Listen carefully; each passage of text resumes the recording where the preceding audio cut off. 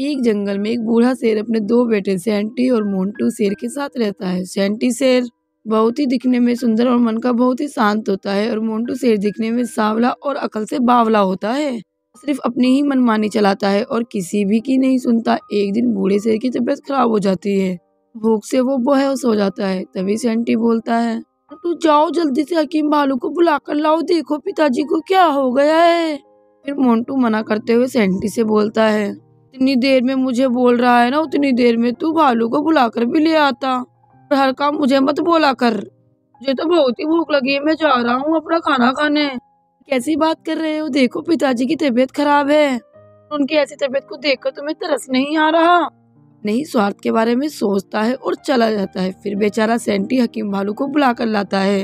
हकीम भालू आकर देखते हैं और कहते हैं, सोने का जानवर खिलाना होगा और सोने का जानवर खाते ही बिल्कुल ठीक हो जाएंगे। लेकिन हकीम साहब, मैं सोने का जानवर कहाँ से लाऊंगा? वो तुम्हें ढूंढ कर लाना होगा। मोंटू अपना भोजन करके आ जाता है, अपने पिताजी के पास आकर बैठ जाता है। फिर सेंटी बोलता है, निस्वार्थ पिताजी के पास ही बैठना, मैं सोने का जानवर लेकर आता हूँ। ऐसे भी तुम इतना तो कर ही सकते हो। सेंटी जंगल में सोने का जानवर ढूंढने आता है और कुछ ही देर में उसे एक पेड़ की सीढ़ी के पास एक सोने का बाघ बैठा हुआ मिलता है। तो सेंटी से बोलता है, इधर आओ, मैं तुम्हें सोने का जानवर दूंगा। कुछ ही कदम की दूरी पर एक बूढ़ा शेर मिलता है और बोलता है, मेरी मदद करो, मुझे उस सीढ़ी के पार पेड़ के अंदर जाना है, तुम्हारा भला होगा। सेंटी सोचता है, अगर मैं सोने के बाघ की बात मानूं तो पापा की तबीयत ठीक हो सकती है। अगर मैं उस बूढ़े शेर की बात नहीं मानी तो बहुत ही गलत होगा।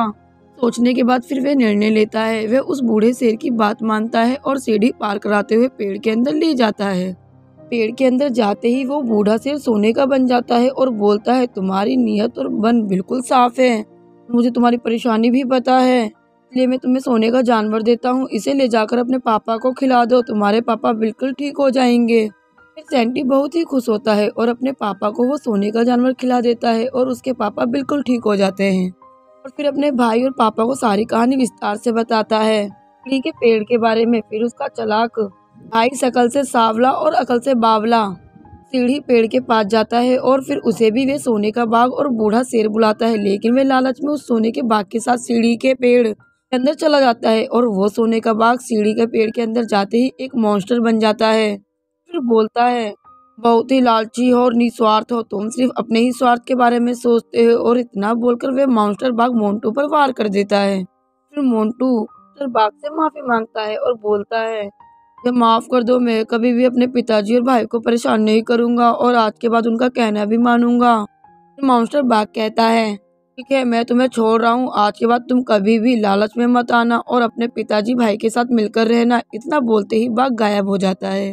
फिर मोंटू जल्दी से अपने पिताजी और भाई के पास जाता है और उनसे अपने किए हुए कर्म की माफी मांगता है और बोलता है, से मैं बिल्कुल भी तुम्हें परेशान नहीं करूंगा और मुझे क्षमा कर दो। फिर सेंटी और उसके पिताजी मोंटू को माफ कर देते हैं। वो तीनों फिर खुशी खुशी जंगल में रहते हैं।